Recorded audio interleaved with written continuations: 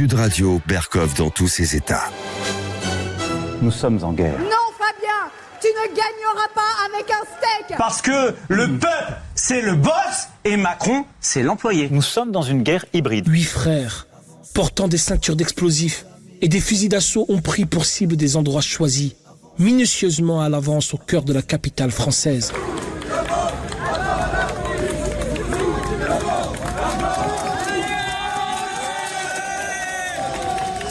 Nous sommes en guerre. Nous sommes en guerre, disait Macron, pour le Covid.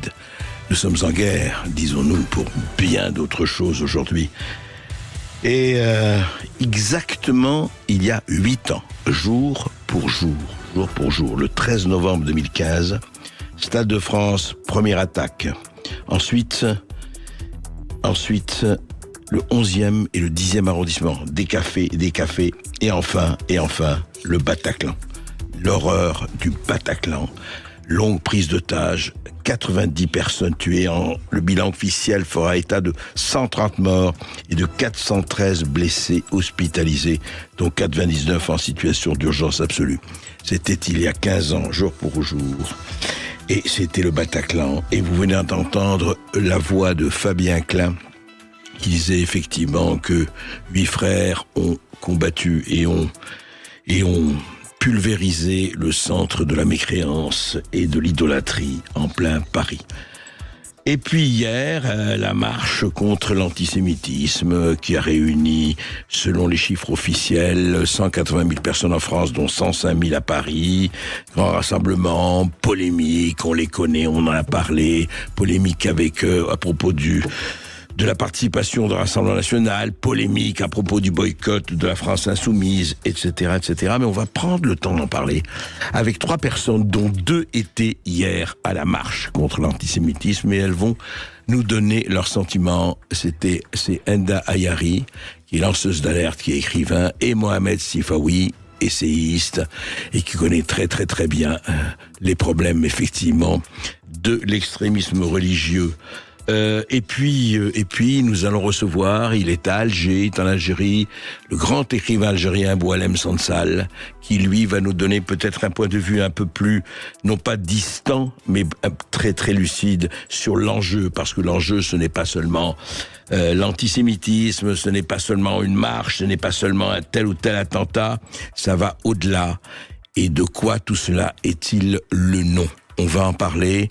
Et puis, en seconde partie, après les perles, les huées, les bravos, et il y en a, nous allons recevoir Eugénie Bastier, qui est journaliste au Figaro et qui a écrit un très beau livre, qui nous rappelle peut-être à l'essentiel la dictature du ressenti ou des ressentis. À tout de suite. Ici Sud Radio. Les Français parlent au français. Je n'aime pas la blanquette de veau. Je n'aime pas la blanquette de veau. Sud Radio, Berkov dans tous ses états. Vraie et fausse polémique, vraie marche, incroyable, vraiment des moments où tout le monde devrait se recueillir, personne ne se recueille, ou presque. Qu'est-ce qui se passe entre, effectivement, nous allons parler et nous allons reparler du Bataclan, il y a exactement 8 ans, jour pour jour, et je vous en parlerai. Moi, j'étais en Syrie à l'époque, vous voyez, en train avec SOS Chrétien d'Orient, je crois. Et puis, qu'est-ce qui se passe vraiment en dehors de toutes ces espèces de manifestations d'extrémisme? On va essayer d'en parler avec nos invités. À tout de suite. Sud Radio, Berkov dans tous ses états. Rappeler ça, c'est peut-être, on n'a pas envie de se les rappeler, on n'aime pas se les rappeler, mais notre chant national et le chant de la résistance, ce sont des chants guerriers. Ah oui, ça fait pas plaisir de le dire, mais attention, marchons, qu'un sang impur abreuve nos sillons, et puis, ohé, les tueurs à la balle et couteaux, tuez vite, ohé, saboteur, attention à ton fardeau dynamique. Eh ben, vous allez me dire que c'était une autre époque. Oui, il n'empêche que la guerre est là. Vous savez, c'était Raymond Aron qui disait de Giscard d'Estaing, il a oublié que l'histoire est tragique. Et oui, et l'histoire est tragique. On le voit aujourd'hui sous d'autres cieux, sous d'autres latitudes, mais l'histoire, elle est tragique. Et justement, on va en parler avec Mohamed Sifawi. Bonjour Mohamed Sifawi. Bonjour André Berkoff. Mohamed Sifawi, j'ai lu les tweets et les derniers textes que vous avez publiés. Vous étiez vous-même hier à la marche contre l'antisémitisme et vous prenez de la distance et vous mettez les choses en perspective. Et c'est pour ça que je suis content de vous accueillir aujourd'hui. Au fond, au-delà de ce qui s'est passé, est-ce que vous, par exemple, vous reliez ou pas du tout ce qui s'est passé il y a 8 ans, jour pour jour, au Bataclan et au Stade de France et ailleurs, et ce qui se passe aujourd'hui? Moi, je vais beaucoup plus loin. Je relis ce qui se passe depuis 40 ans comme offensive islamiste, à la fois en direction du monde arabo-musulman et par la suite sur les grandes démocraties.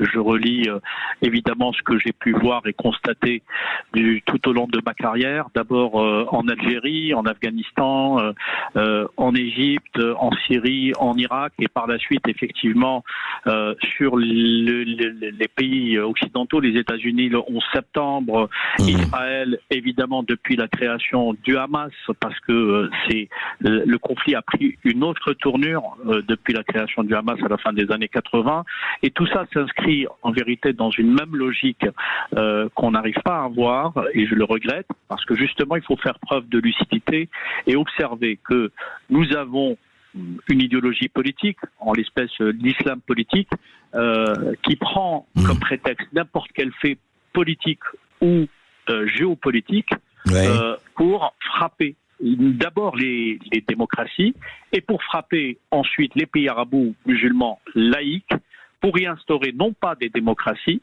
mais pour y instaurer des régimes totalitaires islamistes. La chose me paraît, je dirais, assez évidente. Et je m'étonne qu'après tous les attentats que vous avez rappelés, au début de l'émission, votre inconscient vous a fait croire que le 13 novembre datait de 15 ans. En fait, vous avez rectifié il y a à peine 8 ans. Mais je comprends que beaucoup de personnes pensent que c'est très loin, parce que, et je pense que pour se protéger les uns et les autres, ont envie de croire que ce sont des choses qui sont derrière nous. Malheureusement, sans esprit alarmiste, je veux le dire, et comme je l'ai toujours dit, depuis en tout cas que je dénonce en France ce phénomène, nous avons un phénomène qui est effectivement en partie derrière nous, mais qui est en grande partie devant nous, parce que l'islam politique, c'est un problème de présent et d'avenir.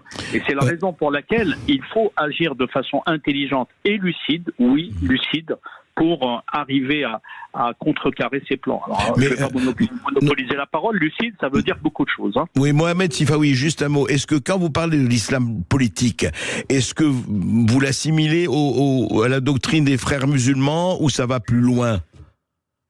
Alors, c'est aujourd'hui incarné principalement par la doctrine des frères musulmans, parce que c'est la doctrine qui a le vent en poupe depuis plusieurs années. Mais il y a d'autres, et moi je parle d'islam politique pour désigner l'ensemble de la mouvance islamiste, qui est une hydre à plusieurs têtes, qui effectivement peut avoir, si vous voulez, une dimension prosélyte, parce qu'il y a des courants qui pensent qu'ils peuvent prendre le pouvoir par la prédication, comme ils le disent, et il y a d'autres courants qui pensent qu'il faudrait prendre le pouvoir, ou en tout cas dominer, anéantir certains systèmes, et notamment le système démocratique, par ce qu'ils appellent le combat, en l'occurrence que nous appelons à juste titre le terrorisme. Alors justement, de ce point de vue-là, vous étiez, vous l'avez écrit d'ailleurs, vous étiez à la marche hier. Qu'est-ce que vous avez pensé de cette espèce de polémique qu'il y a eu? Enfin, on se disait il va y avoir une marche, bon, quelle qu'elle soit, et en tout cas, ça va réunir un certain nombre de gens. Et tout de suite, s'est posé ah oui, mais moi je ne marche pas avec le Rassemblement national. Ah oui, mais moi je ne marche pas avec les anti-ceci. Alors il y avait la France insoumise d'un côté et le Rassemblement national de l'autre, voué aux gémonies par les uns et par d'autres. Et est-ce que ça a donné, quelle image vous y étiez, quelle image vous retirez de ça, vous-même, par rapport à ce qu'on a dit plus tôt? D'abord, je pense que, cher André, vous me connaissez un peu. Moi, je suis quelqu'un qui récuse tous les extrémismes, quels qu'ils soient. Je les mets pas tous sur un plan d'égalité, mais je récuse et je combats et je dénonce toute forme d'extrémisme politique. Alors, je précise néanmoins, et ça, je ne vous apprendrai rien, que la France est probablement la championne du monde de la polémique et surtout de la polémique stérile et inutile. Quand les gens n'ont rien à proposer, quand les gens ne maîtrisent pas des sujets, quand les gens n'ont pas, et je parle notamment là de la France insoumise, quand les gens ne sont pas capables d'avoir des positions claires et cohérentes, quand les gens ne sont pas capables d'avoir des propositions tout aussi cohérentes et réalistes, ils rentrent effectivement dans la polémique. Et la France, ou en tout cas les responsables français et certains acteurs médiatiques sont champions de la polémique. Moi, je vais vous dire mon sentiment, et je l'ai écrit effectivement dans un tweet que vous avez peut-être lu. J'étais au cœur de la manifestation, c'est-à-dire j'étais avec les Français au sens large. J'ai vu avec toutes les couches sociales. J'ai vu des personnes que je connais, d'autres que je ne connaissais pas, des conditions différentes, des milieux socio-économiques différentes, probablement des croyances différentes. Je ne sonde pas les cœurs. En tout état de cause, moi, je ne me suis pas rendu compte que la France insoumise n'était pas là et je ne me suis pas rendu compte que le Rassemblement national était là. Voilà. Moi, ce que j'ai vu. Vous avez vu des Français. Vous avez vu des Français. Voilà. J'ai vu des Français dignes, il n'y a pas eu un mot de travers. Je sais qu'il y avait des organisations antiracistes, c'est quand même un marqueur important. Elles ne sont pas soupçonnables d'avoir, les vieilles associations antiracistes ne sont pas soupçonnables d'avoir une connivence avec l'extrême droite. Bien au contraire. Donc, aujourd'hui, évidemment, la France insoumise, parce qu'en vérité, ce n'est qu'un prétexte pour ne pas venir dénoncer clairement l'antisémitisme, parce qu'on sait quelle est la tangente qu'ils sont en train de prendre. Mais j'ai envie de leur dire, là où ils siègent justement dans les assemblées, à l'Assemblée nationale, il y a aussi le Front National, enfin le Rassemblement National. Oui, pourtant, ils siègent, ils sont bien députés et ils sont à leur côté. Le Front National, il y a des militants du Front National qui prennent le métro aussi. Ils pourraient ne pas le prendre. Donc, si vous voulez, moi, ce qui m'intéresse ça fait des années que je suis engagé, ce qui m'intéresse dans une marche, c'est qui appelle à la marche. Et ceux qui ont appelé à la marche sont des républicains. Et quels sont les slogans de la marche? Et le slogan de la marche, c'était la République dit non à l'antisémitisme. Voilà pourquoi j'ai été marché et pourquoi je pense que, effectivement, la France insoumise, qui a décidé de s'exclure de l'arc républicain, n'a trouvé que de faux prétextes pour participer, pour ne pas participer ou pour participer à cette polémique, en tout cas pour l'engager, pendant que l'un de ses députés était en train de tenir des propos orduriers en Tunisie, par ailleurs. Oui, David Guiraud, pour ne pas le nommer, mais Mohamed Sifawi, allons maintenant plus loin. Donc, au fond, ces polémiques vont continuer, mais au-delà de ça, cet état des choses, cet islam politique ou cet islamisme politique caractérisé notamment par les frères musulmans et autres, va continuer aussi à se répandre. D'un autre côté, il va y avoir des réactions. Est-ce qu'on est entré, je la schématise évidemment, c'est une, je ne dirais pas que c'est une caricature, mais c'est une figure. Est-ce qu'on est rentré dans une guerre de 100 ans, si on voit que ça a commencé déjà il y a quelques décennies?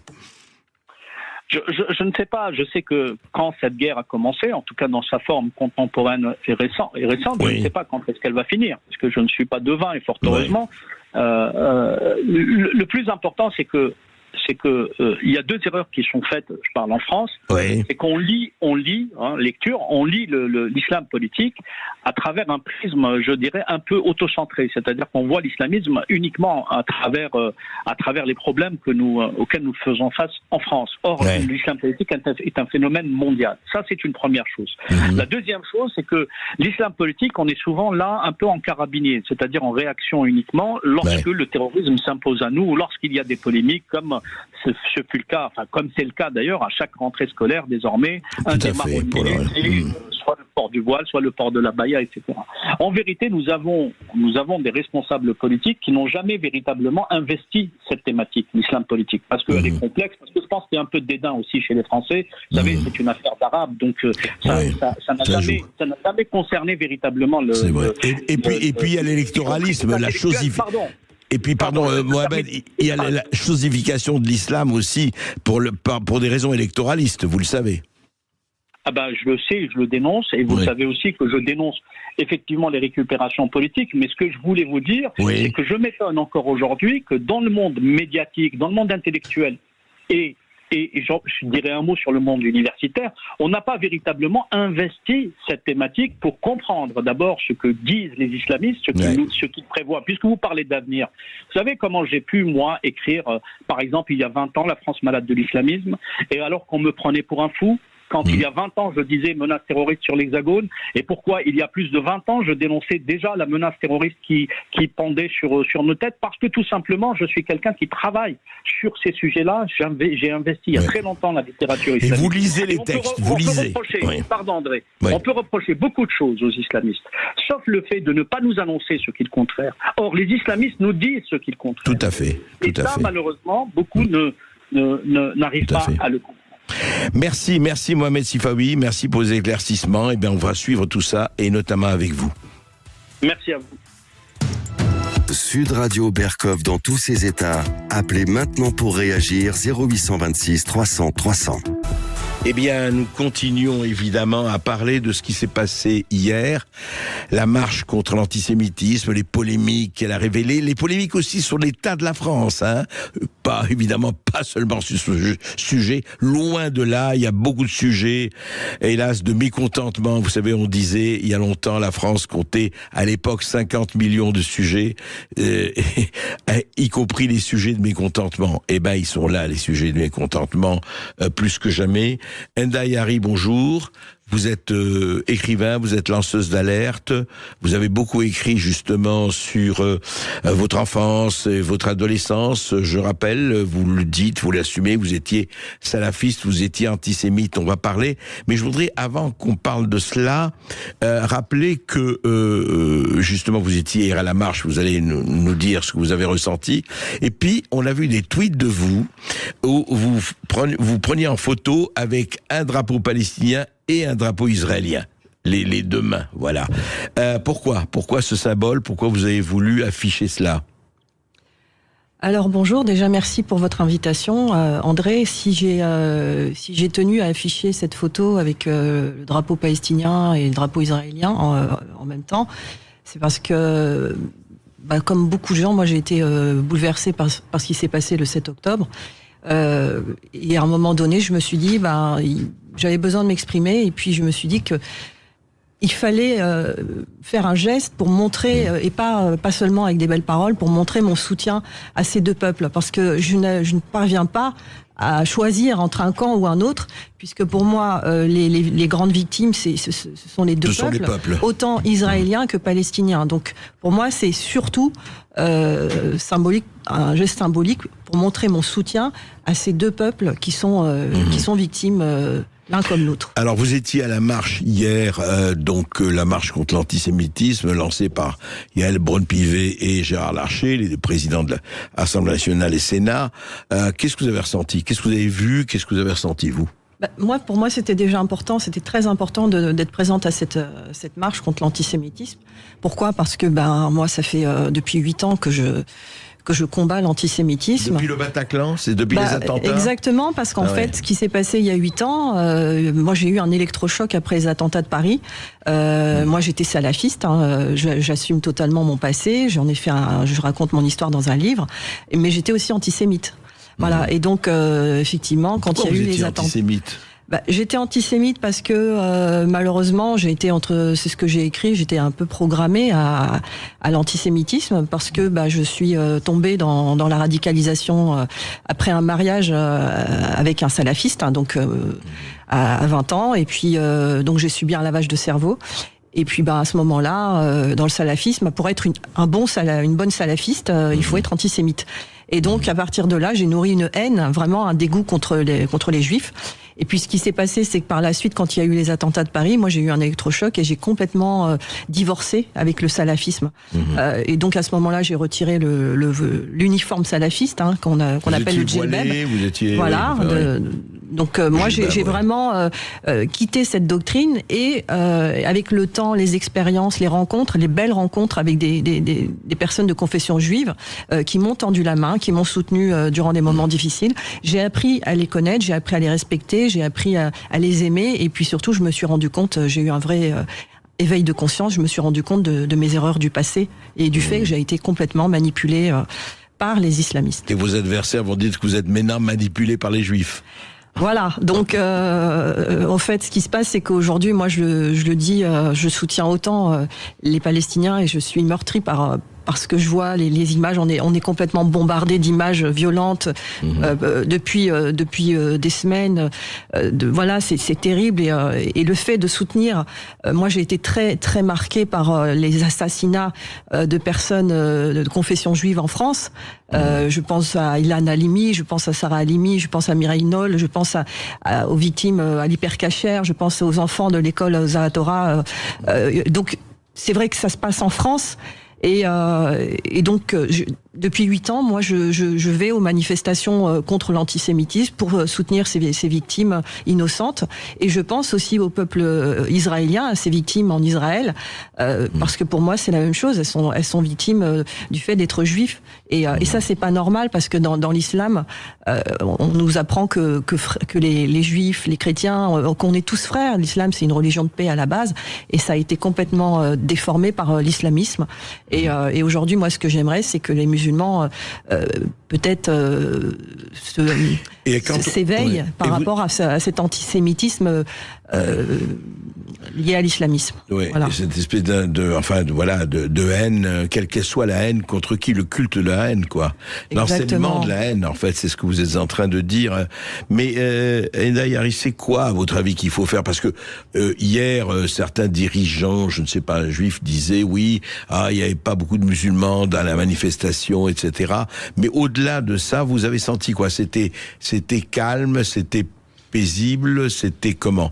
Qu'est-ce que vous avez senti en étant en marchant? Moi, déjà hier, c'est important pour moi d'y être, mais j'ai été vraiment soulagée parce que j'ai vu une vague immense de personnes de toutes les couleurs, de toutes les confessions marcher ensemble. Et ça m'a fait chaud au cœur de voir qu'il y avait autant de soutien, de fraternité à l'égard de la communauté juive française et aussi en Israël.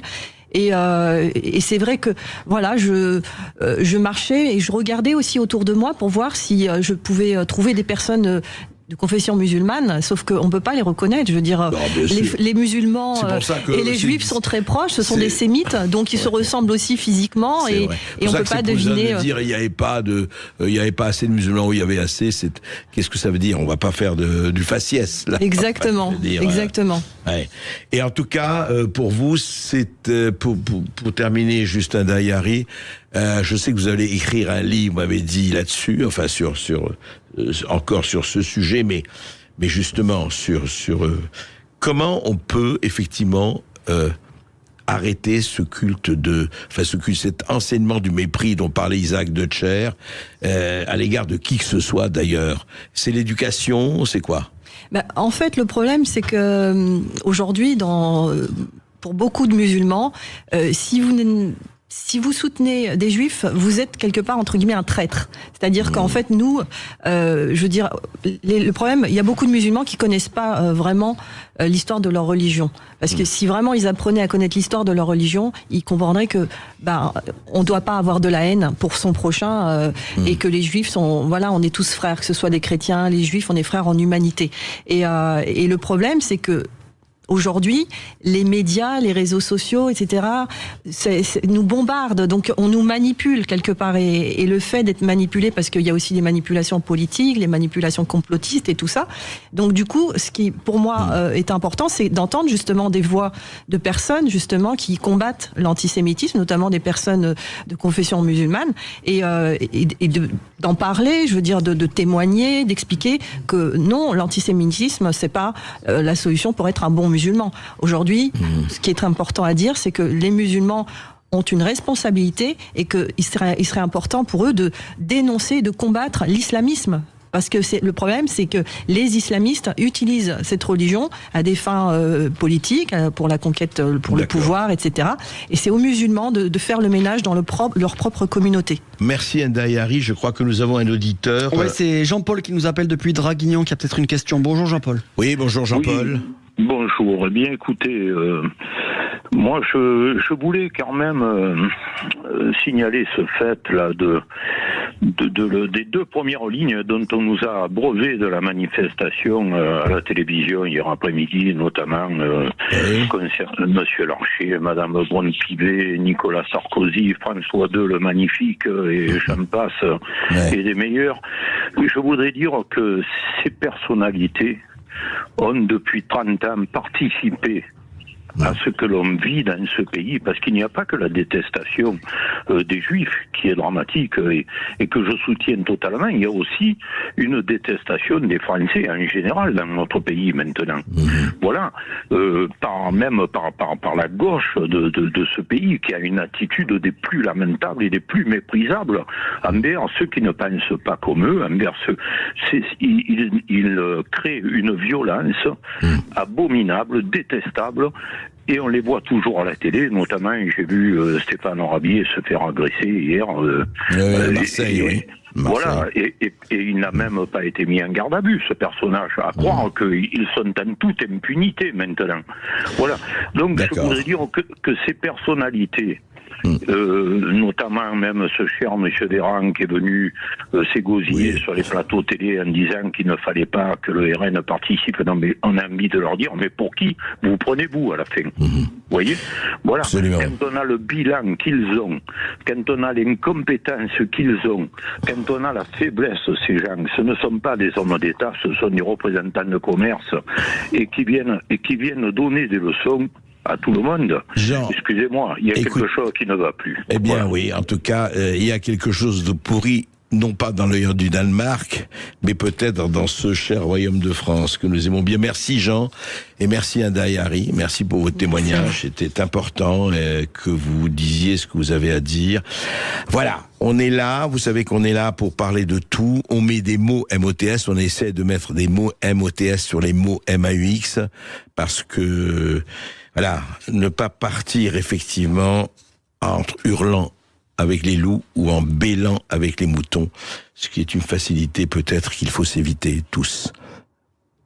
Sud Radio Berkov dans tous ses états, les perles du jour. Oh, l'opportuniste. Est-ce que c'est de l'opportunisme? Donc vous savez, on vous a parlé du général Yakovlev, le grand général de plateau, qui effectivement regrettait, était très déçu par les Ukrainiens en ce moment, alors qu'il nous avait dit que les Ukrainiens avaient déjà démoli les Russes, etc., etc. Eh bien, les experts de plateau, heureusement ou malheureusement, croissent et se multiplient. Notamment, alors toujours sur LCI, mais voilà, on n'est pas focalisé sur cette chaîne, mais enfin il est intéressant de voir qu'un autre aussi s'est exprimé récemment, c'est Pierre Servan. Pierre Servan qu'on voit toujours très très souvent, et Pierre Servan était effectivement vendredi dernier sur LCI et disait ceci par rapport à apparemment la contre-offensive n'a pas donné les résultats escomptés, on ne sait pas très bien, on n'en parle pas beaucoup, la guerre Russie-Ukraine en ce moment, c'est une guerre, hélas, chasse l'autre, mais enfin quand même, elle est hélas aussi très présente. Alors voici ce que disait Pierre Servan sur LCI vendredi dernier, écoutez. Mais je n'étais pas le seul à dire qu'il ne fallait pas sous-estimer les Russes, nous avons été plusieurs, Samantha de Bendern, Vincent Hugeux, moi-même, on avait cité un rapport britannique dès le mois de mai, le RUSI, R-U-S-I, qui disait, attention, les Russes ont modifié un certain nombre de choses, ils travaillent plus en interarmes, un peu plus en interarmée, ils se sont améliorés sur les brouilleurs, ils utilisent plus intelligemment la guerre électronique, ils utilisent plus intelligemment les drones. Honnêtement, c'est au crédit d'LCI, on l'a dit avant l'offensive du 6-10 juin, on disait, attention, il y a vraiment un certain nombre de choses qui montrent qu'ils ont bougé. Ah, ils ont bougé, vous voyez, on l'avait dit, mais pas seulement moi, mais Samantha l'a dit, d'autres l'ont dit, etc. Oui, ils ont appris le maniement des brouilleurs, ils sont devenus plus forts sur l'électronique. Ah oui, tiens, avant ils étaient nuls. Ah bon, avant ils étaient nuls? Ah non, Berkov, arrêtez, moi j'ai jamais dit qu'ils étaient nuls, non. Mais Pierre Servan, voici ce qu'il disait sur France Info en mars 2023, c'est-à-dire il y a, un peu plus de 6 mois. Voici ce que disait le même Pierre Servan qui vient de dire, on sait maintenant. On avait dit avant ça, on avait dit que les Russes avaient changé, mais en mars, c'est pas très exactement ce qu'il disait. Écoutez. Est-ce qu'une défaite de la Russie est aujourd'hui envisageable? Oui, il y a beaucoup de scénarios, évidemment, au bout d'un an. Donc, le scénario, je dirais, dominant dans les chancelleries, sur les plateaux, c'est ça va durer très longtemps, ce qui est une possibilité. Il y a des arguments allant dans ce sens-là. Le scénario, moi, que je privilégie, c'est plutôt un effondrement du corps expéditionnaire russe, qui est un corps expéditionnaire en patchwork, avec des blocs de niveau extrêmement inégal, et avec un commandement de type soviétique et énormément de dysfonctionnement. Et voilà, tout simplement, Pierre Servan prédisait l'effondrement du corps expéditionnaire russe. Pas magnifique, ça? Alors, aujourd'hui, oui, mais vous comprenez, il était effondré, mais étonnamment, les Russes ont appris le brouillage électronique, c'est incroyable, ils ont appris à manier l'électronique. Mais écoutez, tous ces experts de plateau, tous ces spécialistes de plateau, est-ce qu'ils pourraient à un moment donné se dire « Ah oui, c'est embêtant, évidemment, ils sont pas du matin au soir au micro. C'est vrai, c'est embêtant pour leur famille, pour leur reconnaissance, Mais est-ce que vous pourriez pas un tout petit peu... Écoutez, prendre le temps de regarder sans idéologie, prendre le temps d'expérimenter, prendre le temps peut-être d'aller un peu sur le terrain. C'est pas mal d'aller sur le terrain au lieu de rester à 20 000 km ou 6 000 km ou 3 000 km. En attendant, voilà. Ce n'est pas l'opportuniste de Dutronc, mais c'est le prévisionnel. Magnifique. C'est, rappelez-vous, nous allons mettre à genoux l'économie russe de notre excellent ministre que le monde entier nous envie. Et oui, vendredi dernier, la préfecture du Rhône organisait la cérémonie annuelle d'hommage aux policiers morts pour la France ou victimes du devoir dans l'exercice de leur mission. Pourriez-vous dire, écoutez, tout le monde va y participer. Non, c'est plus ça maintenant, c'est fini ça. Écoutez. Sud Radio Berkoff dans tous ses états. Même Renault s'y est mis. Mais les écologistes lyonnais, non. Alors il y avait les représentants de l'État, de la justice et de la police, mais aucun membre de l'exécutif écologiste lyonnais n'était présent au cimetière de Loyasse dans le 5e arrondissement. Aucun membre, et évidemment pas le maire, Grégory Doucet, qui est maire de Lyon, bien sûr. Voilà, donc il y avait quelqu'un, oui, il y avait la région Auvergne-Rhône-Alpes, il y avait un député Renaissance, mais la ville de Lyon, la métropole de Lyon, personne. Donc il y avait une gerbe de fleurs qui était prévue par la mairie, mais personne pour la déposer. Je sais pas, on se dépêche d'en rire de peur d'être obligé d'en ricaner. Voilà, c'est quand même assez hallucinant. Cette gerbe de fleurs est restée là, puis un policier l'a déposée. Alors, on s'est dit, mais pourquoi la mairie n'est pas là? Pourquoi la métropole n'est pas là? Alors, ils disent ceci, on reconnaît une absence exceptionnelle à la ville de Lyon, mais il faut pas créer de polémique inutile, voilà. Ils disent, la ville de Lyon a toujours soutenu les policiers dans leur travail. Toute instrumentalisation serait indigne. Et l'absence, elle n'est pas indigne dans ces cas-là, monsieur le maire, messieurs les conseillers municipaux? On peut s'interroger.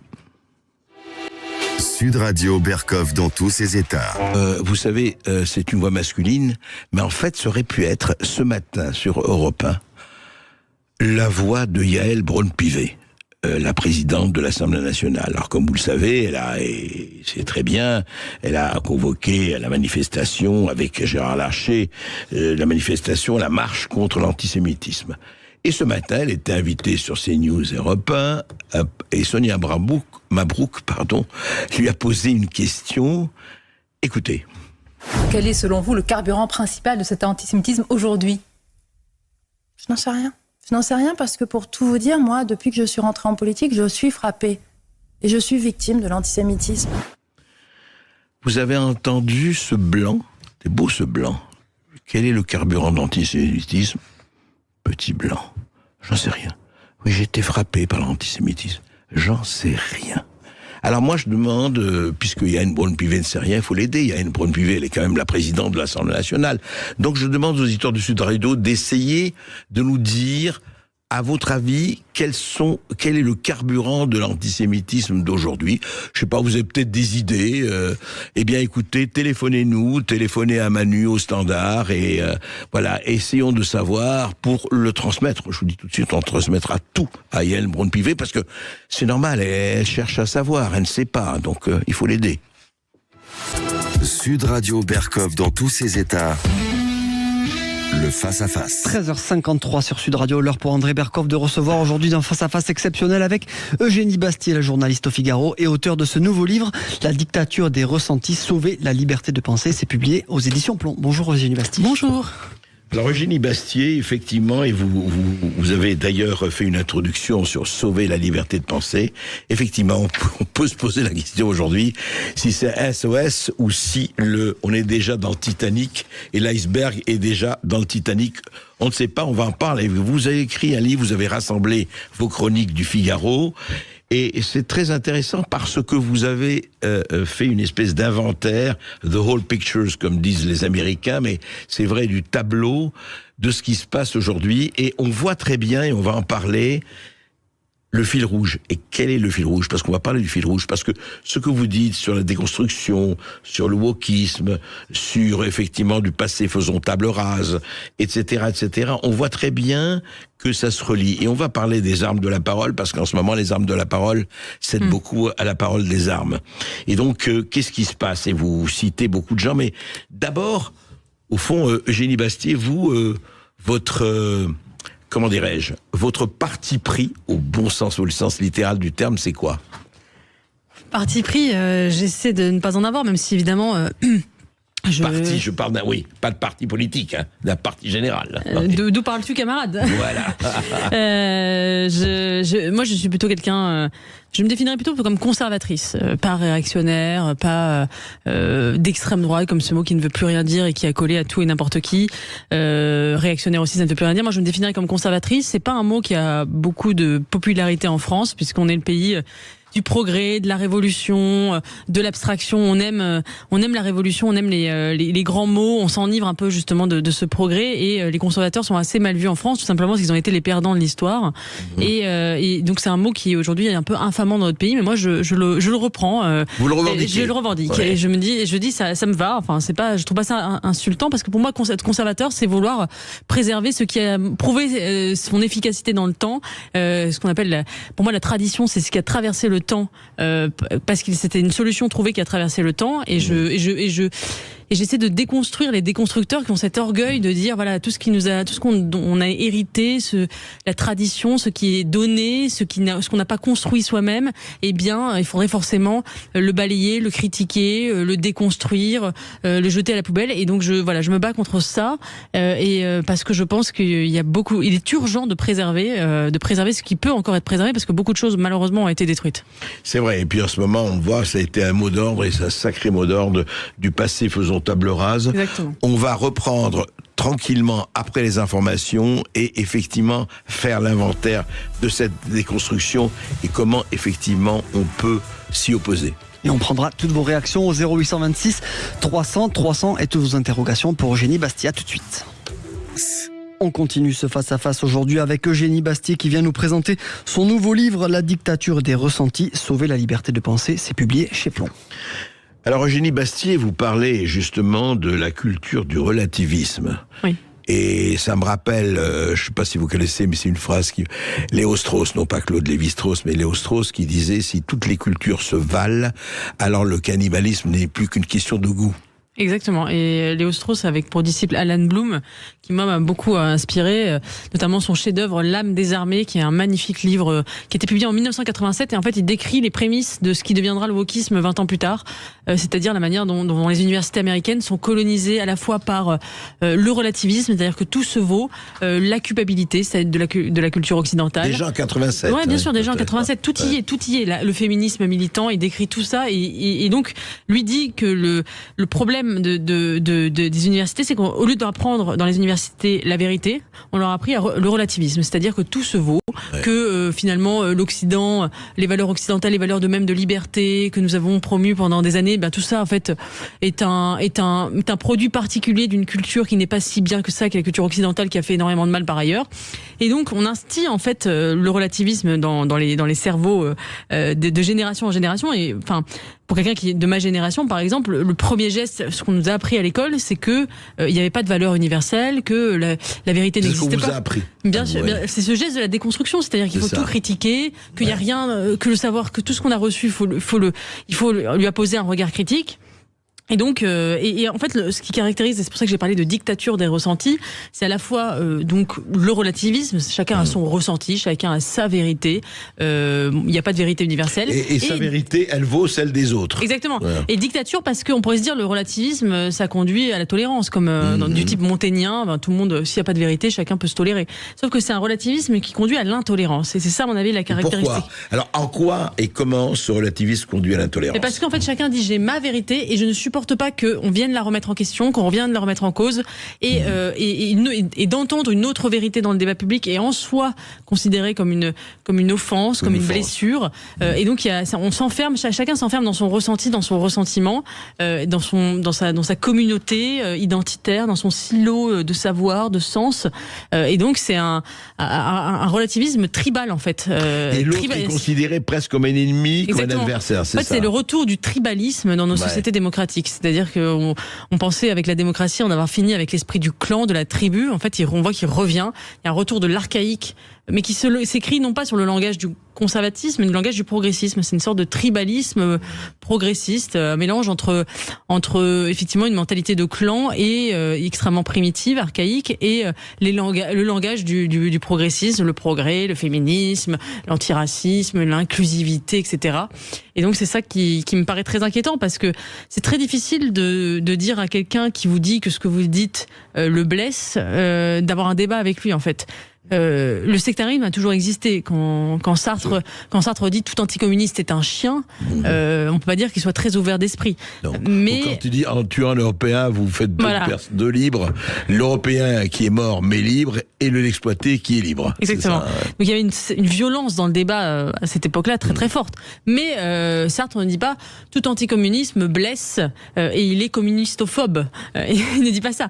Et donc il exclut, mais au nom du logos, au nom de la raison, au nom de sa vision idéologique des choses, mais pas au nom de sa blessure, de son pathos. Et je crois que c'est ça qui est difficile aujourd'hui, c'est quand on vous dit, par exemple, quand vous exprimez des objections sur la PMA pour toutes, par exemple, comme l'a fait Sylviana Gazinski, et qu'on vous traite immédiatement d'homophobe ou de transphobe quand vous critiquez la transition de genre chez les enfants, ou d'islamophobe parce que vous critiquez l'islamisme, ou etc., etc. Eh bien, ou de raciste parce que vous voulez maîtriser les flux migratoires. Eh bien, il y a rien il y a pas d'argument à répondre, parce qu'on est immédiatement dans la passion, c'est-à-dire si vous êtes dans la haine, vous êtes dans la peur, et il est très difficile d'avoir un débat argumenté. Ce sont des anathèmes qui excluent toute possibilité même de débat. Oui, et c'est intéressant parce que ça me fait penser en Amérique, comme vous savez, dans les universités américaines, il y a les safe spaces. Exactement. Où justement vous avez des espaces protégés, où vous êtes sûr de ne rencontrer aucun contradicteur. Oui. Ce qui est la mort de l'esprit critique, c'est la mort de la disputation. Oui. C'est la mort du frottis des idées, comme vous parlez des cerveaux. Il y a un avocat américain deux intellectuels américains, Jonathan Haidt et Lukianoff, qui ont publié un livre il y a quelques années qui s'appelle Coddling the American Mind, qui voulait dire le chouchoutage de l'âme américaine, et qui montrait à quel point il y avait une génération sur les campus américains qui n'avait connu aucune souffrance, aucune tragédie historique, qui n'avait pas été dans la guerre, etc., et qui étaient surprotégés par leurs parents, effectivement des enfants un peu rois, la génération enfant roi, et qui avaient développé une hypersensibilité qui faisait qu'ils en fait, il prenait vraiment même l'expression d'opinion dans l'espace public pour des agressions psychiques.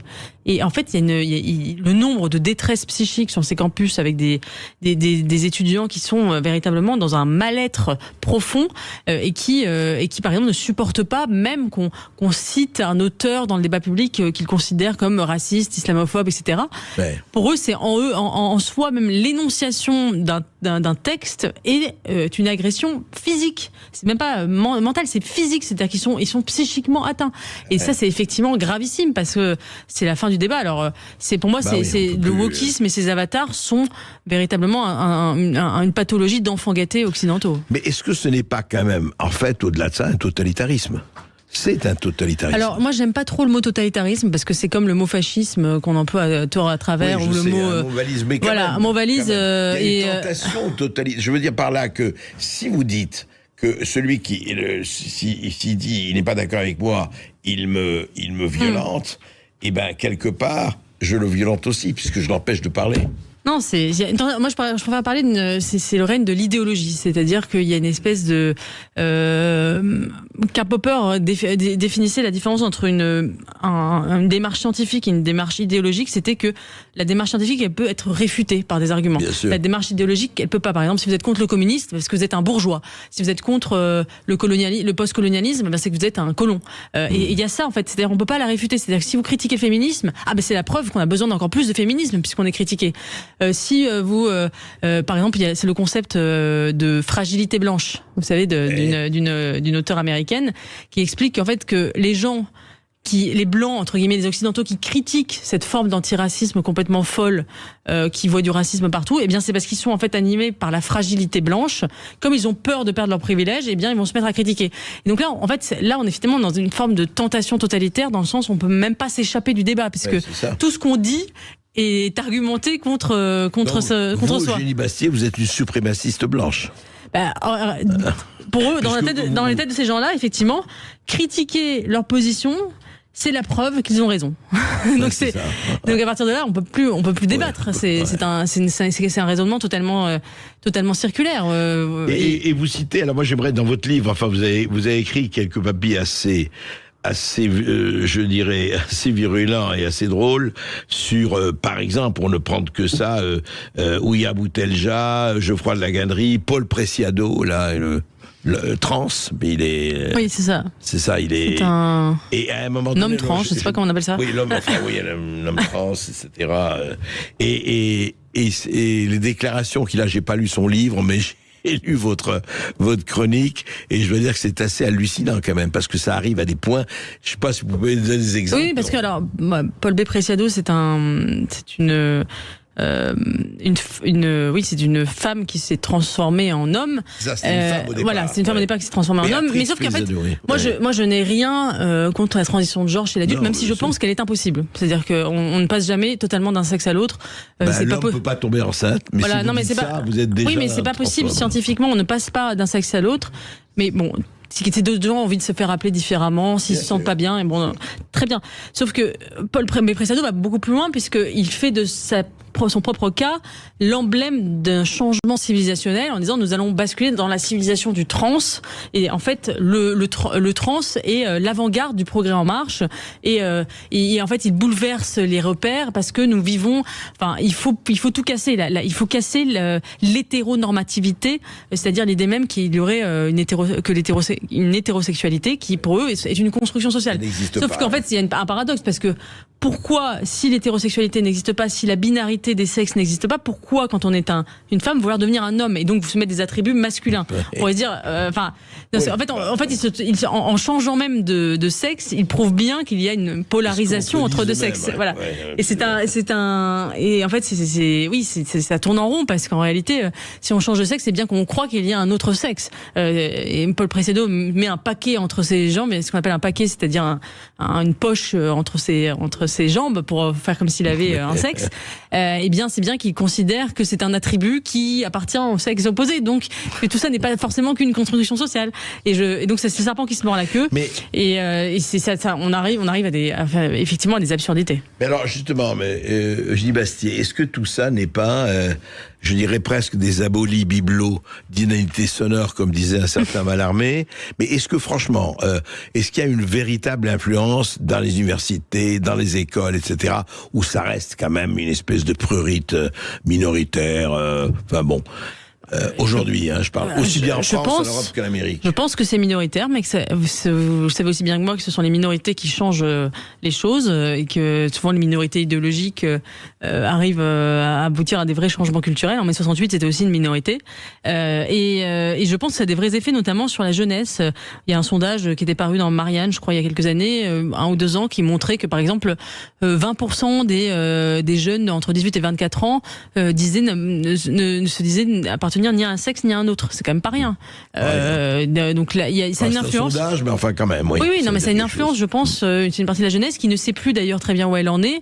C'est un moment d'ailleurs dans sa sexualité où on est souvent bouleversé et ces discours, moi je les trouve dangereux parce que ils font croire à des choses qui sont fausses, notamment l'idée qu'on pourrait changer de sexe, enfin totalement, et qu'on pourrait vraiment qu'il y aurait une sorte qu'on pourrait se choisir finalement son identité à la carte.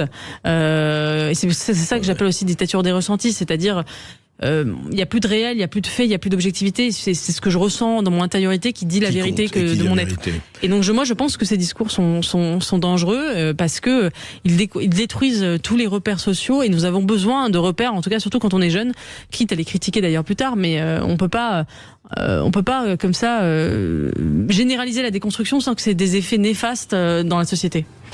Et au fond, on va en reparler parce qu'on va parler pas seulement des histoires de genre et de sexe, mais des histoires aussi d'héritage, de bourdieuserie. On va parler de Bourdieu et ses bourdisciples. À tout de suite. Alors Eugénie Bastier, dans votre livre, vous parlez de quelqu'un et vous avez retenu, ça vous a frappé, c'est avancer en arrière. C'est-à-dire effectivement, je crois, c'est tiré de Kolakowski. C'est un penseur polonais. C'est un intellectuel polonais, un très bel écrivain, et qui était dans un tramway, on lui disait ça. Et quand vous dites avancer en arrière, ça veut dire effectivement arrêtons du passé, faisons table rase, quoi. C'est ça un peu. Oui, Lesdek Kolakowski écrit ça dans un article. Il dit j'étais frappé en étant dans le tramway d'entendre cette phrase complètement paradoxale, avancez vers l'arrière s'il vous plaît, et il dit ça devrait être le mot d'ordre de notre civilisation, parce que effectivement nous avons eu cette tentation de la table rase, on l'a eu plusieurs fois dans notre histoire, on l'a eu je pense pendant la Révolution française, on l'a eu pendant mai 68, et on l'a aujourd'hui avec cette troisième vague woke, j'allais dire, et je pense qu'il faut y résister parce que on trouve dans le passé ce mépris en fait qu'on a pour les institutions du passé, comme si elles étaient complètement dépassées, comme si elles avaient été inventées, et que nous serions plus intelligents, qu'il y aurait une sorte de progression linéaire de l'humanité vers toujours plus d'intelligence, toujours plus de raffinement, toujours plus de clairvoyance. Je la crois tout à fait fausse. Évidemment qu'il y a eu des progrès indéniables, mais je ne crois pas du tout. Il y a du passé pas à garder, il y avait des passés bien sûr, odieux, mais évidemment. Mais par exemple, moi, c'est une question qui me passionne, c'est la question du féminisme. L'idée vraiment que les femmes seraient passées de l'ombre à la lumière dans les années 60 grâce à la pilule et à l'avortement, et qu'avant leur histoire aurait été jalonnée ça n'aurait été que monstruosité, un supplice sans fin depuis les cavernes, c'est absolument faux. Il y a eu des périodes dans l'histoire où la femme était plus ou moins mise en avant. Par exemple, au Moyen-Âge, elle avait une place considérable. Elle en a perdu après la Révolution française, justement, qui était une révolution très masculine, qui a reproché au salon d'avoir donné trop de place, au salon aristocratique d'avoir donné trop de place aux femmes. Donc il y a eu un retour en arrière à ce moment-là. Après, sous Napoléon, évidemment, il y a aussi un retour en arrière concernant les femmes.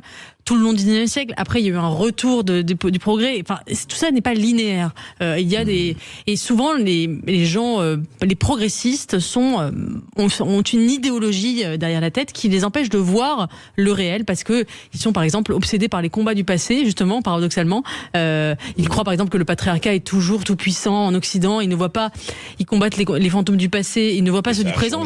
Ils ne voient pas les nouvelles menaces, par exemple, qui se posent aux femmes aujourd'hui. Ils ne sont obsédés par les vieilles menaces des années 50, 60. Et donc ils n'arrivent pas à avoir le réel. Sur l'antisémitisme, c'est la même chose. On est obsédé par le vieil antisémitisme d'extrême droite, on ne voit pas l'antisémitisme musulman. En tout cas, on ne le nomme pas. Mais Yael Braun-Pivet ne sait pas d'où il vient le carburant de l'antisémitisme. Oui, justement, c'était intéressant ce que vous avez passé tout à l'heure, parce que elle répond, on lui demande de nommer l'antisémitisme, et tout de suite, justement, elle est dans ce que j'appellerais la dictature des ressentis, puisqu'elle dit, plutôt que de nommer le réel, elle dit, moi j'en étais victime. Donc effectivement, comme si ça pouvait clore le débat que le ressent. C'est exemplaire. Au lieu de dire, écoutez, oui, il y a des raisons. Voilà, elle se cache derrière le fait que, ce qui est vrai d'ailleurs, elle en a sans doute été victime et je ne le nie pas du tout. Mais disons que c'est une manière d'échapper à la question en se réfugiant derrière la victimisation, comme le font beaucoup de gens. Elle est véritablement victime, donc c'est pas de la victimisation, mais de se réfugier derrière l'idée, voilà, mon ressenti, plutôt que de nommer la réalité. Qu'est-ce que c'est que cet antisémitisme aujourd'hui en France? En quoi est-il différent de celui qui a touché les Juifs de France dans le passé? Voir, vous savez la phrase de Peggy, il faut toujours dire ce que l'on voit, mais ce qui est encore plus difficile, c'est de voir ce que l'on voit. Et aujourd'hui, effectivement, il y a des gens qui ne veulent pas voir ce qu'ils voient. Et moi, cette polémique sur le Rassemblement national à la manifestation, pour moi, est exemplaire de ça. C'est-à-dire que ce sont des gens qui sont dans leurs œillères idéologiques. Ils voudraient que Marine Le Pen reste antisémite, qu'elle reste d'extrême droite. Ils en ont besoin. Pour l'éternité. Voilà. Pour l'éternité. Et au contraire, plutôt que de se réjouir, comme l'a très bien dit d'ailleurs Serge Klarsfeld dans une interview au Figaro qu'il m'a donné, il disait, moi je me réjouis que le RN soit plus antisémite. Enfin, c'est plutôt une bonne nouvelle.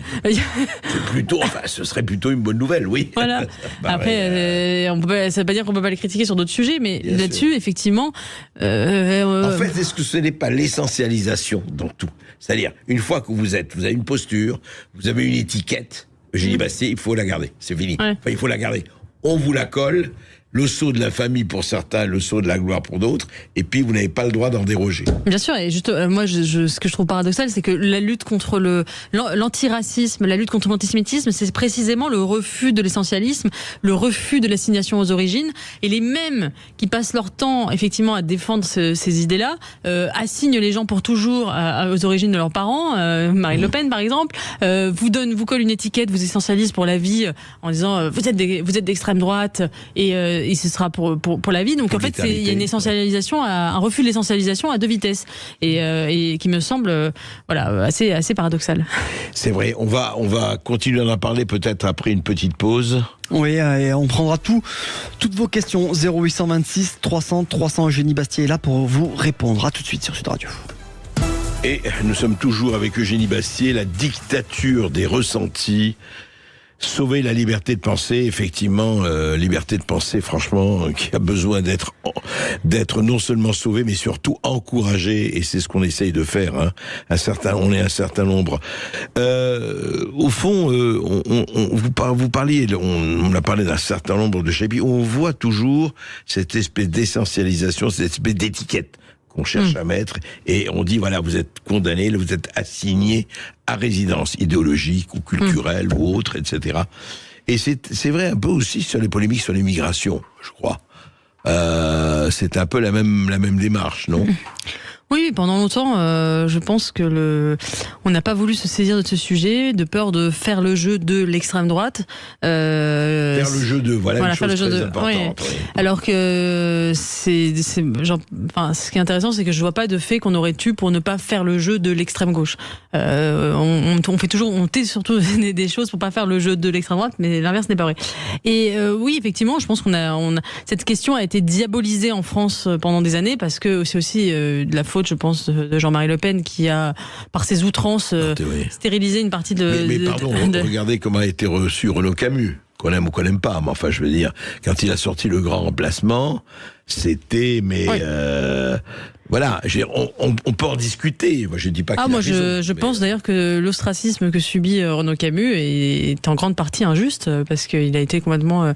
renvoyé de la vie publique. Je suis pas du tout d'accord avec tout ce qu'il dit, et je pense qu'il est outrancier sur plein de la manière dont il formule les choses, mais je trouve que la manière dont il est banni de la cité devrait nous interroger.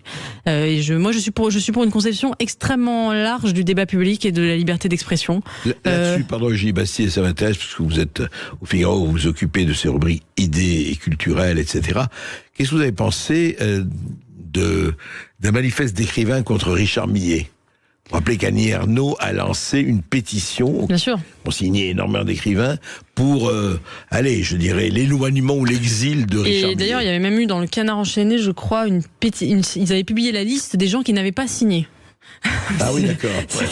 Ça allait encore plus loin, c'est-à-dire qu'il fallait non seulement signer, mais on avait rendu public les gens qui n'avaient pas signé. Non, mais c'est ça.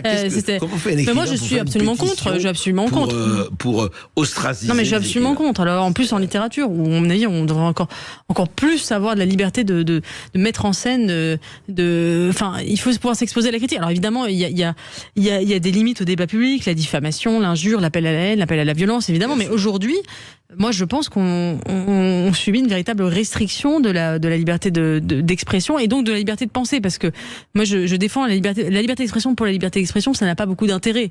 Dire des choses pour dire des choses, c'est juste voilà. On le fait au bistrot, ça. Voilà. Mais je pense que la liberté d'expression, elle est utile pour pouvoir penser, parce que quand on a toutes les données sur la table, quand on a tous les arguments sur la table, eh bien, on peut petit à petit tâtonner par confrontation et arriver à la vérité.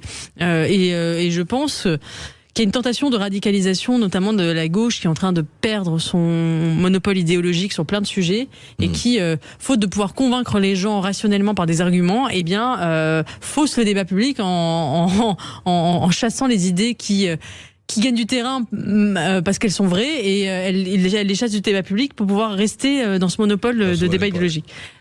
D'ailleurs, vous parlez de ce point de vue enfin, non pas des transfuges, mais quand vous parlez de Finkielkraut ou de Michel Onfray, ou de Michel Houellebecq, ou d'autres, les deux Michel dont vous parlez, vous parlez des gens qui se considèrent toujours à gauche, mais en fait, que les autres, enfin, que leurs adversaires considèrent comme étant totalement passés à droite et ayant trahi leurs idéaux.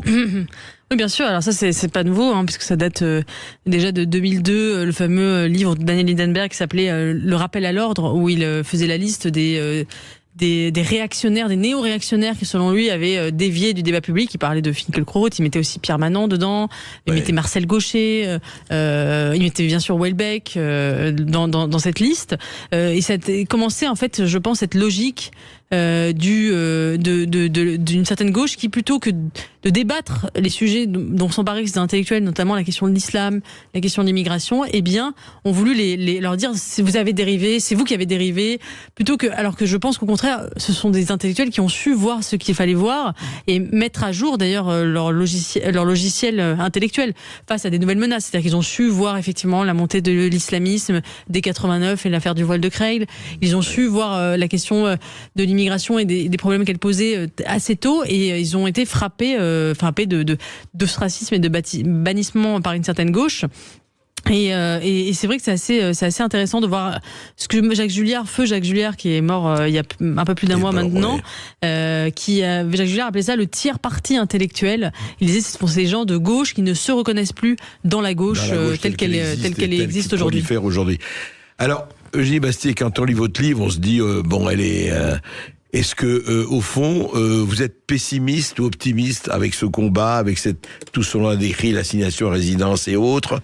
Est-ce que vous pensez que, au fond, ce parti a déjà gagné la guerre, ou aucune guerre n'est gagnée, n'est pas nécessaire? Moi, je pense comme Bernanos que être optimiste ou être pessimiste, c'est de voir, ne pas voir le réel, et qu'un optimiste est un imbécile heureux, un pessimiste un imbécile malheureux. mais je. Donc vous n'êtes ni imbécile, ni heureuse, ni malheureuse, c'est ça. Donc moi, je suis plutôt réaliste, mais je souhaite, voilà. Après, je pense que aujourd'hui, il est en train de se passer quelque chose de très important dans le domaine des idées. Que effectivement on est passé il y a un retour de balancier, évidemment.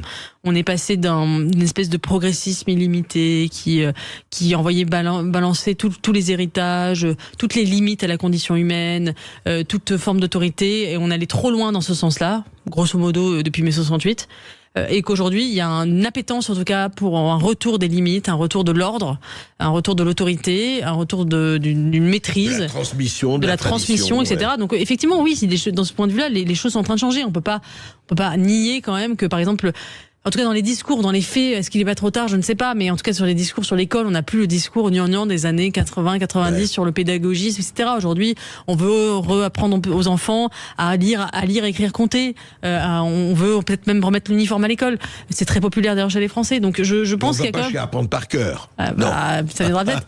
Non, mais c'est vrai qu'il y a un phénomène d'inertie des politiques publiques qui est quand même assez hallucinant, notamment sur la question migratoire, parce que aujourd'hui, c'est vrai qu'il y a un consensus dans le débat public sur l'idée qu'il faut maîtriser les frontières frontières et que l'immigration, non, n'est pas une chance absolue pour les démocraties occidentales. Et puis jusqu'où, comment on contrôle, voilà. en fait, Mais la question, c'est le retard, l'inertie que ça prend dans le débat public, parce qu'on est déjà très très en retard. Et de ce point de vue-là, les démocraties du nord de l'Europe sont beaucoup plus pragmatiques. Et quand elles ont compris qu'un truc marchait pas, hop, elles changent de politique publique à 180 degrés très rapidement. Mais nous, on n'est pas dans le pragmatisme. Pas vraiment. En tout cas, Stéphane, je crois que nous avons... Ouais, ça fait réagir. On a Christophe au 0826 300 300 qui nous appelle depuis Angers. Bonjour Christophe. Bonjour Christophe. Bonjour. Bonjour André, bonjour Madame Bastier. Rapidement, moi je suis assez d'accord avec ce que vous dites Madame Bastier, sauf que à une exception, enfin il y a me semble-t-il une contradiction majeure, presque insurmontable. On ne peut pas être conservateur sans être anticapitaliste. Le capitalisme, c'est la révolution permanente, donc, et le progressisme des constructions, il y a cette forme de capitalisme. Or, la droite, eh bien, elle adhère au capitalisme, elle s'y plonge, elle s'y repaît. Donc, pour moi, avec tout le respect que je vous dois, et à un conservatisme souvent talentueux, il y a un effet de manche ou une tromperie. Voilà. Alors, espérance ou tromperie, oui. Non, mais écoutez, je suis assez d'accord avec vous. Et moi, d'ailleurs, quelqu'un qui m'a beaucoup marqué, c'est Jean-Claude Michéa, qui l'explique très bien, qu'il rappelle sans cesse que Marx écrivait que le capitalisme est révolutionnaire et qu'effectivement, le capitalisme, en détruisant les traditions, fait avancer le marché. Le marché et le droit sont des substituts aux communautés locales, aux traditions, etc. Et moins il y a de traditions, plus il y a de marché. Et d'ailleurs, la gauche aussi est prise dans cette contradiction, puisqu'elle veut faire avancer le libéralisme culturel tout en prétendant combattre le libéralisme économique. Et moi, je suis assez d'accord avec ça, évidemment, même si je suis quand même un peu moins sévère que Michel, dans le sens où je crois quand même à la liberté d'entreprendre. Effectivement, je pense qu'aujourd'hui, le capitalisme doit être, devrait être rationalisé, devrait être limité dans beaucoup d'endroits, notamment chez les grands GAFAM, les grandes entreprises du numérique qui aujourd'hui sont plus fortes que les États. Donc, je pense effectivement, moi, je suis pas du tout pour un capitalisme sans limite, sans frontières, et j'ai totalement conscience de la contradiction que vous pointez, et donc je me définirais pas comme une conservatrice capitaliste, bien au contraire. Je pense, dans la lignée d'ailleurs de Peggy de Bernanos, que on a besoin de critiquer le marché sur beaucoup de sujets. Alors, racinement. Christophe, vous voulez ajouter quelque chose? Christophe? Ah, il a coupé, ok. On a Safia qui nous appelle depuis La Courneuve. Bonjour Safia. Safia, bonjour. Bonjour mon grand ami. Bonjour chère Safia, oui, on vous entendait plus ces temps-ci et je me disais, mais où est Safia? Quelle est-elle devenue? Non, quand vous avez fait le clin d'œil par rapport à notre grande amie Yael, vous savez que moi je suis typiquement analyste et que dans les lectures de ce qui nous arrive sur le plan sociétal et la grande marche qu'on nous a fait, qu'on a revendiqué comme un grand succès, moi je me positionne de manière assez, dans les profondeurs du pays et sur la réalité de la fracture du pays. Pardon ? Oui, je vous écoute, on vous écoute, Safia.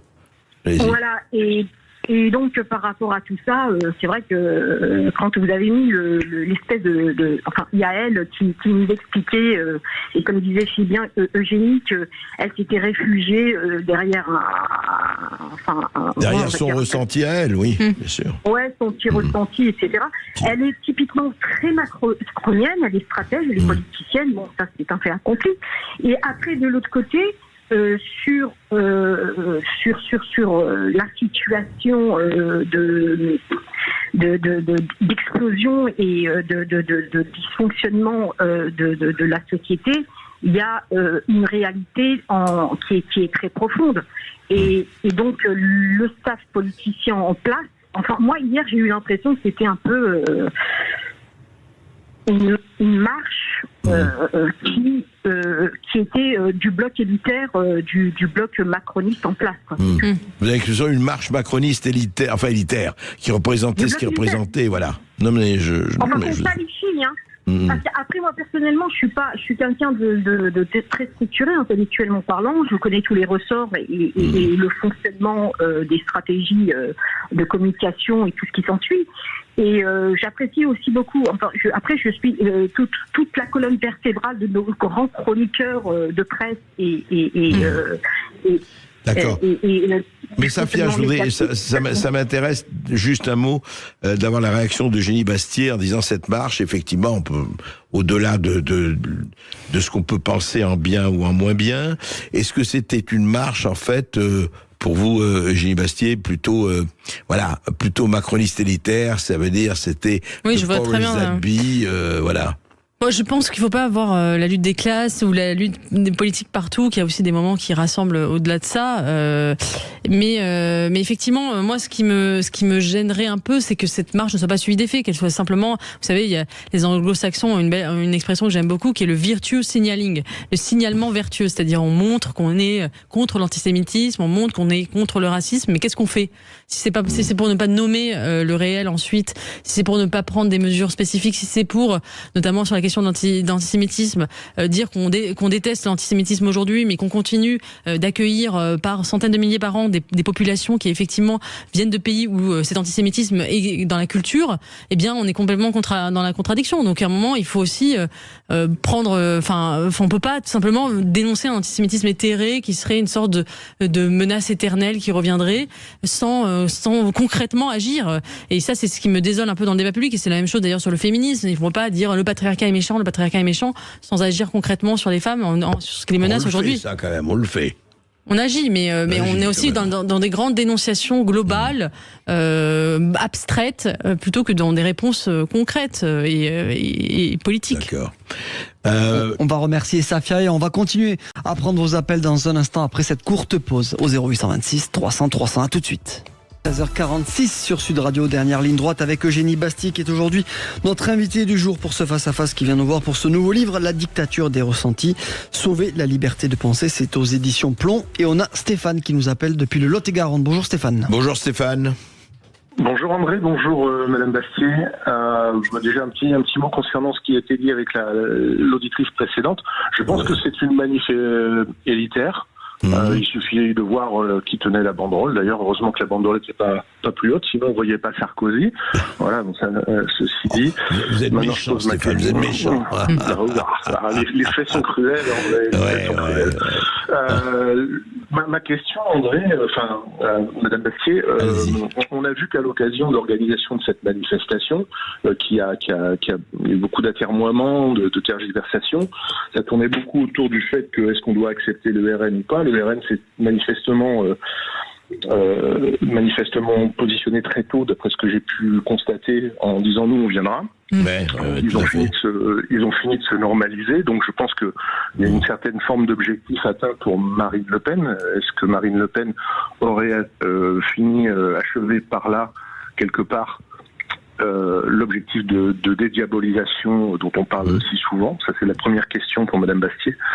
Et puis, du coup, cette caste dirigeante qui a besoin d'un épouvantail en permanence, qui est souvent l'antisémite, se retrouve contrainte à en chercher un autre, parce qu'elle ne sait pas fonctionner autrement.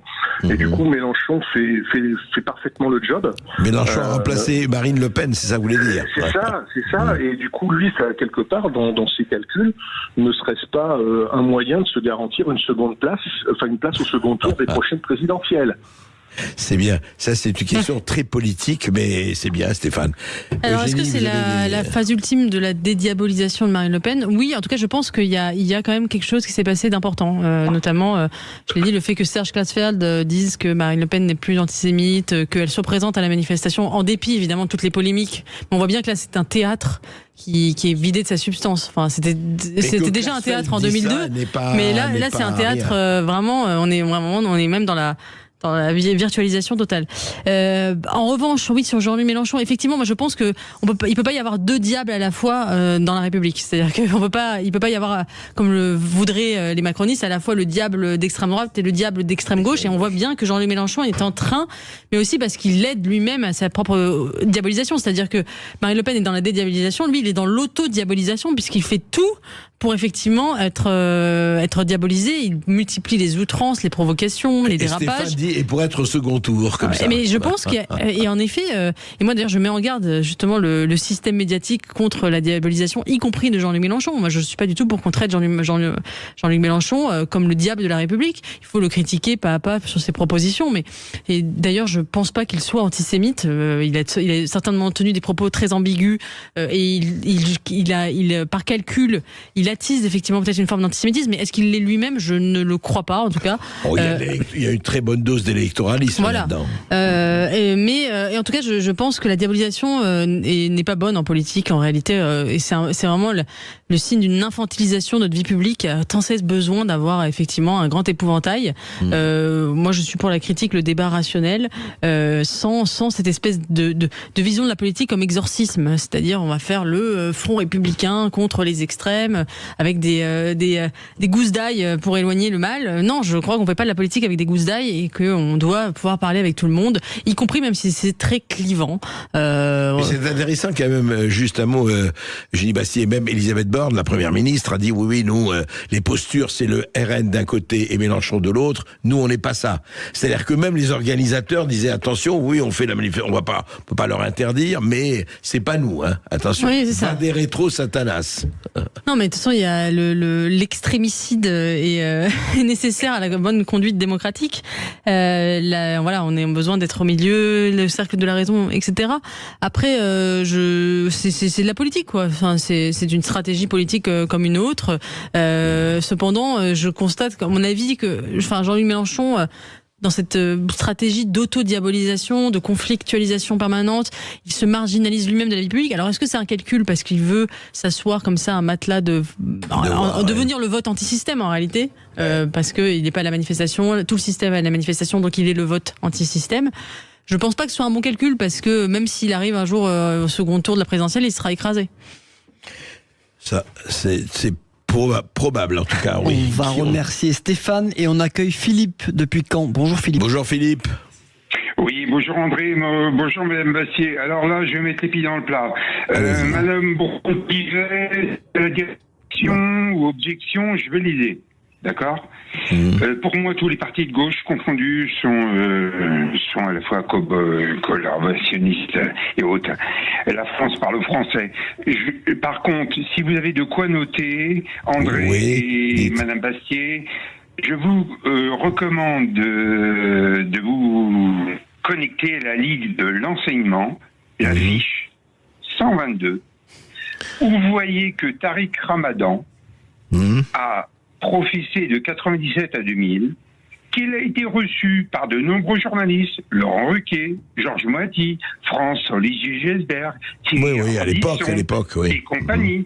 Donc, tout ça, je pense que Madame Pivet, si elle a quelques petits soucis, s'en rappeler. C'est un scandale, mais flagrant, parce que la Ligue de l'enseignement, je vous rappelle, André, c'est ce qui est dilué, c'est ce qui est instillé par sa structure, par nos enseignants. Donc là, il y a un vrai problème. Oui, enfin le problème est... Non mais Philippe, le problème est général et il est posé par contre, effectivement. je compte sur vous, André, parce que je sais que vous êtes quelqu'un, c'est d'aller voir la fiche numéro 122. La fiche de... La fiche numéro 122 de la Ligue de l'enseignement. Ah, la fiche numéro 122. Eh bien, écoutez, on la regardera et même on la montrera. Merci. Merci. Eugénie Bastier, je voudrais peut-être conclure cette émission. Au fond, on pourrait se demander, et c'est très important, je crois que la discussion, enfin, c'est pas moi qui allais vous dire que la discussion intellectuelle et que les débats intellectuels ne sont pas fondamentaux. Mais on a l'impression aujourd'hui, alors là, c'est encore une fois, je parle d'un temps que les moins de 30 ans ne peuvent pas connaître, on a l'impression quand même que même ces polémiques, vous voyez, vous parliez de polémiques sur les réactionnaires, les nouveaux réactionnaires, c'était il y a 20 ans. On a l'impression quand même que ça a perdu énormément d'intensité. On a l'impression que quelque part, non pas que ça intéresse, peut-être ça intéresse sûrement beaucoup de gens, mais que ce n'est plus au cœur de ce qu'était je dirais le moteur France, enfin le moteur France intellectuel, c'était vraiment, c'est-à-dire si on regarde Saint-Germain-des-Prés, si on regarde Sartre, Camus, Malraux et compagnie, on a l'impression aujourd'hui, je dis pas qu'il y a que des nains, ce serait idiot et puis caricatural, mais qu'est-ce qui fait que cette perte d'intérêt pour vous? Ça c'est évident, bien sûr. Il y a la France a toujours été la patrie des intellectuels. Tocqueville l'écrivait déjà en disant la Révolution française a été faite par des intellectuels. C'est un pays où effectivement par des écrivains. Il disait les écrivains ont fait la Révolution française en réalité par leurs écrits.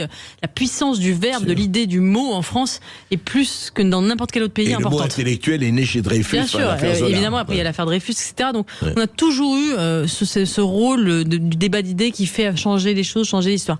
Aujourd'hui, c'est vrai, c'est moins le cas. Moi, j'y vois plusieurs raisons. D'abord, comme l'a très bien montré Régis Debray, c'est le passage de la graphosphère à la vidéosphère, c'est-à-dire du livre à l'image. Aujourd'hui, effectivement, le règne de l'image fait que la parole, l'écrit, le livre, qui était quand même l'outil de l'intellectuel pour exprimer des idées dans la nuance, dans la longueur, dans la raison, enfin dans l'abstraction, tout ça a disparu au profit effectivement de l'image, de l'émotion, de l'immédiateté. Du tweet et de TikTok. Du tweet et de TikTok. Voilà, TikTok, effectivement, c'est une succession d'images et d'émotions. Et effectivement, c'est très difficile d'avoir un débat là-dessus. Et on le voit très bien à l'occasion du conflit israélo-palestinien, où tout disparaît sous les images. Toute volonté d'argumenter, d'avoir un débat d'idées sur le conflit disparaît à travers les tombereaux d'images, effectivement, qui sont d'ailleurs des images abominables, il faut le dire, mais qui effectivement remplacent le débat. Et donc donc il y a aussi un écosystème technologique, j'allais dire presque qui est là et qui nous empêche de réfléchir parce que voilà, l'économie de l'attention nous aspire toute notre attention sur les réseaux sociaux, sur le défilé des vidéos, etc. Et moi je suis très inquiète parce qu'effectivement je pense qu'un monde où ne règne que l'émotion et les images est un monde moins intelligent, forcément, et puis d'ailleurs plus propice à la manipulation des foules, des masses, des instincts par des forces organisées. Et donc je suis très inquiète. Je pense qu'il faut justement se battre pour réintroduire du débat, de l'argumentation, de la raison dans un monde où il y en a de moins en moins. Et c'est pour ça que votre livre y contribue et que je le recommande, La dictature des ressentis. Merci. Merci André Berca. C'est aux éditions Plomb et c'est disponible en librairie. Eugénie Bastien, on vous lit aussi dans le Figaro et on vous regarde sur le Figaro Live tout de suite. C'est Brigitte.